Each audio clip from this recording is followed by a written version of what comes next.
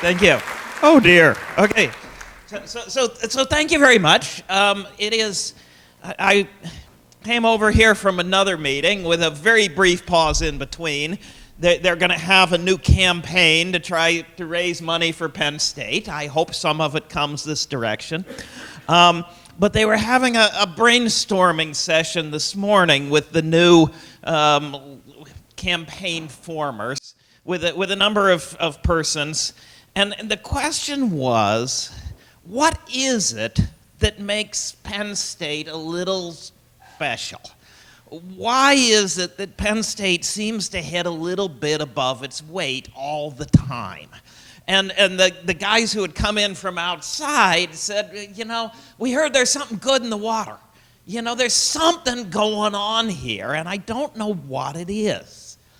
And I was trying to convince them of some of the things you're going to see here a little bit, but I think that it's sort of sitting here in this room. It is people who are committed to doing the right things. And they may not have their names on the back of their shirts. Some of you have your names on the front of the shirts, and I hope you take it off before you put it in the laundry. But they don't have their names on the back of their shirts, but they're doing it anyway. And if you leave with nothing else today, it is that the commitment to doing the right thing has been here for a very long time, and it is alive in this room. And so I thank you, and I told them that this commitment is what it was. I was actually, I was sitting at this meeting in my bicycling shorts because I had gone through the game lands in the Living Filter, which is a Penn State innovation to try to figure out what we do with human waste. And I stopped at the pond out there in Tofttrees, and the little green heron was out having breakfast. And so I just made my meeting in time. So at any rate, thank you. If you can't see the pictures, they're going to be a little dim up here in this light. But thanks for coming. And thanks to Lydia for in the sustainability for asking me. When I have lots of time, when I teach this class, we walk through the story of humans. We are an amazing bunch of interesting persons. And we have a history, and part of this history, 10,000 years ago, our ancestors swept into this continent, and they proceeded to cause a mass extinction. And 10,000 years ago, as humans swept across the landscape with fluted point spears and other things, we contributed to lowering the carrying capacity of the planet. We were killing off our dinner.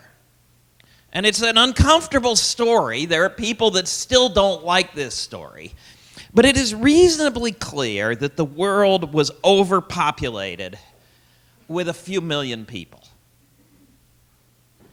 And that was it. The world could not carry us the way we were living with a population of a few million. Now, if you haven't noticed, there are a few billion of us. Okay? And the difference between a few million who are overpopulated and a few billion who may or may not be, depending on what we do, is learning, and it is teaching, and it is building. And it is taking what we learned and what we built and giving it to future generations. And it really is that without our know-how and without our stuff, we're 1,000-fold overpopulated, more, because we've lowered the carrying capacity some more. And so knowledge, being at a university, being at the teaching and the learning and the doing and how to make it work, is not optional. There are people who look at some of this and say, why don't you get serious? You are. Okay? And it is not optional in any way. Now, this question of can the world carry us gets wrapped up in this one.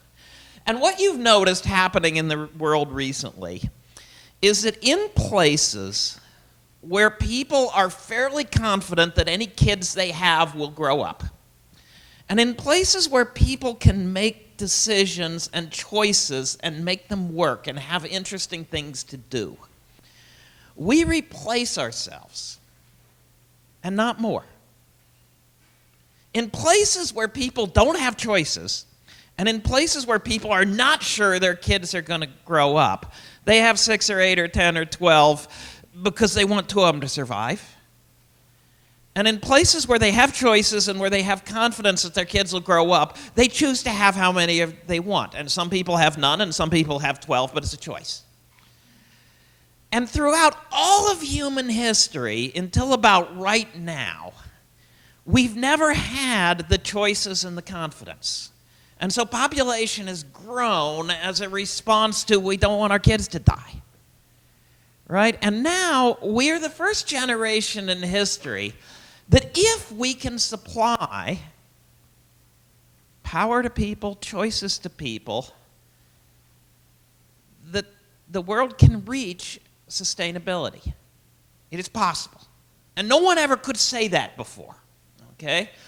If we don't supply these, exponentials always break.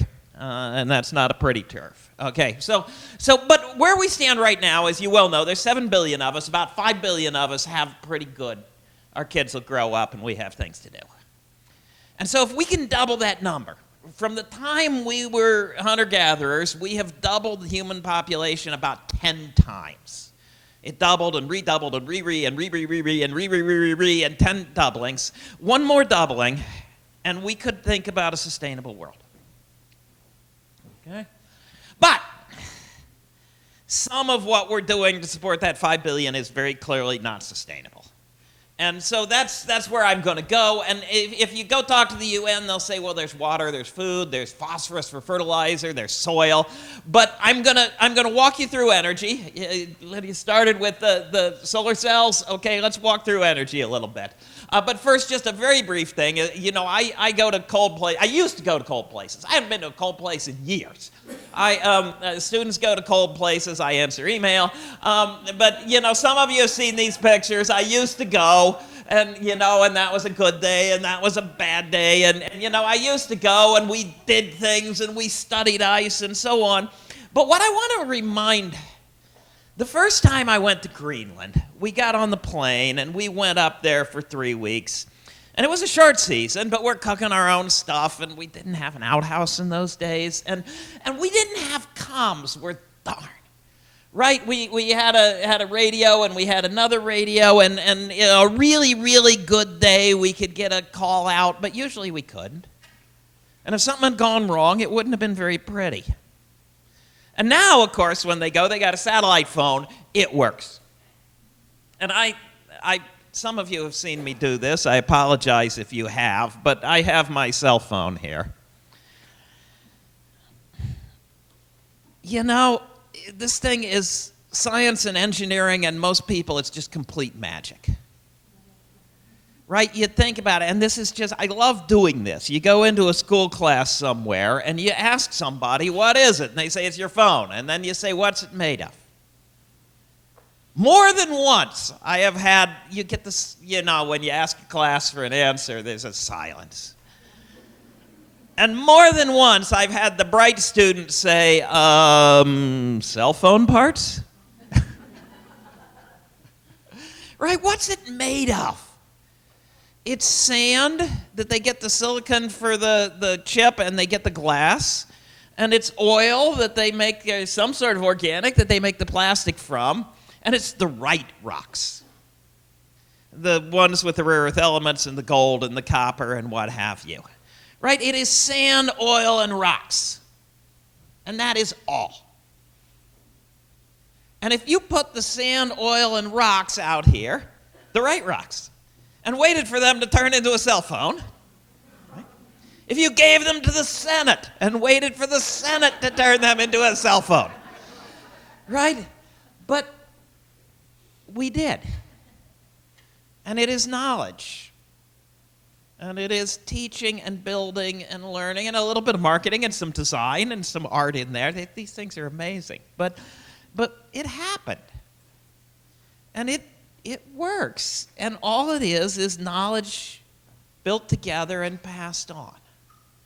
And the ability to do this should be, you know, we can do whatever it is if we put our minds to it. Right? So there's my cell phone. Sorry. Okay. So let me give you three numbers. I'm going to give you three pairs of numbers in the course of the next 10, 15 minutes. Here's number one. Right? You're having a good lunch. You may I don't know. There's a cookie in the back. I haven't gotten the cookie yet. But if you stay away from the cookies in the back, you may easily stay under your 2,000 calories today. 2,000 calories per person today turns into 100 watts. Okay? So what you can do for you, your ability to do things, takes about the same amount of energy as that light bulb up there. Everything you can do for yourself, everything you do for yourself in the whole world is about as much energy as that light bulb up there. It's sort of an amazing thing. If I had to actually power that light bulb by sitting on my bicycle and pumping really hard to make the electricity, to make the light so that you could see this, I wouldn't be able to give the talk because I'd be out of breath. Okay? All I'm good for is one light bulb. All right? But right now, what takes care of me is 100 light bulbs. And the ones in the roof and the ones up there and the ones that heated up that really nice breadstick, and the ones that kept the lettuce cool, and that shipped things in here and that plowed them, and so on and so forth. Right now, we love energy. And we each have the equivalent of about 100 energy serfs doing our business. And that's really nice, right? Okay, so that's number one. Now, you can just barely see this, but I'm going to give you a little history. Some of you know this history really well, but right, we are Penn State. State College is our suburb, right? When Penn State is founded, there is no such thing as State College. There's an iron furnace, and we're founded up the hill from the iron furnace. And Penn State grew, and then State College grew to take care of us, but we're here because of the iron furnace. And the iron furnace was charcoal fired, and charcoal took trees. And when a furnace was running, it and its people took a square mile of trees a year. So you just draw out a mile, go a mile, and take a forest, and turn it into charcoal, and turn it into iron, and that's what you get. And you know what happened to Pennsylvania. This is the North Woods, right? This is Pennsylvania. It is Penn's Woods. It was trees all the way across. They said a squirrel could go up a tree on the Atlantic coast and stay in the trees to the Mississippi if the squirrel wanted to. The first forester of the Commonwealth of Pennsylvania was Rothrock, around 1900, and he wrote about the Pennsylvania desert. Right? There were essentially no trees left in Pennsylvania. We burned them so much faster than they grew back that there was just no comparison. And at some point, the furnace had to die. It was losing its ore, but it was also losing its power. There wasn't any way you could make it work. And so they switched to coal. Now, we also spent a lot of time burning whales, if you remember the story of burning whales. They made nice oil for lamps. At one point, there were 10,000 sailors out of New England cleaning the ocean of all the whales they could catch and burn. And you kill whales and you cook them and then you burn them. And the truth is, eventually, we went to that right up the road here. And this is worth looking at if you can see it. This is the grand ball given by the whales in honor of the discovery of the oil wells in Pennsylvania, 1861. Okay, so Vanity Fair runs this cartoon in 1861, and the whales are toasting the oil wells of our native land. May they never secede. We wail no more for our blubber. Oil's well that ends well. Right? We have this fantastic history of finding something to burn to do our work for us, burning it far faster than nature made more, running out of it, hitting a crisis, and trying to find something else to do. And this stuff has been really nice for a while. It accumulated over a few 100 million years. We are burning it over a few 100 years. When we quit burning trees and whales, they grew back. When we quit burning this, it will grow back over millions of years. It will be gone. This is completely, totally, and unequivocally unsustainable. There is absolutely no way that we can keep saving these by burning algae. You know, it's just not going to work. The numbers, right? Here's another one. You are reducing this number, but across America, the trash I put out trash this morning, the trash truck came. Across America, averaged over all of us, the trash we put out at the curb for the trash collector is 0.5 ton per person per year. The CO2 we put in the air from burning fossil fuels is 20 tons. Somebody will say, oh, you know, it's just a little bit of CO2. It's 0.5 ton of trash and 20 tons of CO2. Right? If we could see it, we wouldn't be having this discussion. It's amazing. Okay? And then I love walking through this story very briefly. CO2 is a greenhouse gas. It will make it warmer. It will change the climate in ways that hurt us. And we have known this for well over a century. This cell phone has relativity in it from Einstein because the GPS actually uses that. And it has quantum mechanics in it from Bohr and Feynman and so on because the computer actually uses that. And it has plate tectonics to help us find the ores. And all of those are newer than the understanding that CO2 is going to warm the planet. And that understanding was really worked out by the military when they were trying to do heat-seeking missiles. Because the sensor on the heat-seeking missile can't see the heat radiation in the CO2 band. And the idea that there's anything to argue about whether our CO2 is a greenhouse gas is really pretty silly. It is, okay? And it is causing changes. You can just barely see this. This is a glacier in Antarctica, in Greenland. Here's the glacier. Here's where it was 100 years ago. And it's melting back. And even a little bit of sea level rise could be a big deal. So this is a hurricane that didn't get into New Orleans. This is Gustav. And you will notice that this is the water. And this is, the water didn't get here, but it missed it. It's splashing over. Even a little sea level rise could be a bad thing. We are at CO2 levels now that if they are sustained, we are afraid that sea level rise will go out of this picture. Right? Even a little bit could matter, but a lot could be coming. Okay? So then we hit this one. Averaged over the world, the entire area, all that we use, this number, 0.035, is what humans use to power all of us. Everything that's done for us externally is that number, 0.035. And that number is what the sun supplies, 240. That is the most optimistic number I could show you. What we're using, 0.035. What's out there for free, 240. This is big, that's little. That's good, okay? And so I'll show you this one. You can get sun by solar cells. You can get sun by letting it move the air and taking the energy from that. You can get it by letting it move the water and taking the energy from that. If you're worried about sea level rise taking out your city, maybe you put a tide generator to take some energy out of the waves and tides so that it doesn't get you as fast. If you're worried about the storm hitting your city, why not put up a wind turbine and take the energy out of it? Right? So Abe Lincoln ran around and said, we need learning, we need knowledge, we need inventors, we need patents. He had a great speech that you could just, Eric Barron could have given this speech, I swear. And at some point he said the wind is an untamed and unharnessed force, and one of the greatest discoveries will be the taming and harnessing of it. The ranchers do this now out in the plains. They put 5% of the land in these turbines. They put 95% in what they've always done. But this 5% tends to pay a lot better than the other 95%. They call it mailbox money. You go to the mailbox and you get money out of it. If we built a wind farm on the windy parts of the plains and deserts of the world, it doesn't have to be in the forest, it doesn't have to be in the city, it doesn't have to be in the water, just the windy parts of the plains and deserts of the world is about 5 times more energy than we now use. And so if you do the whole story, the big global thing, the local thing, the whole story,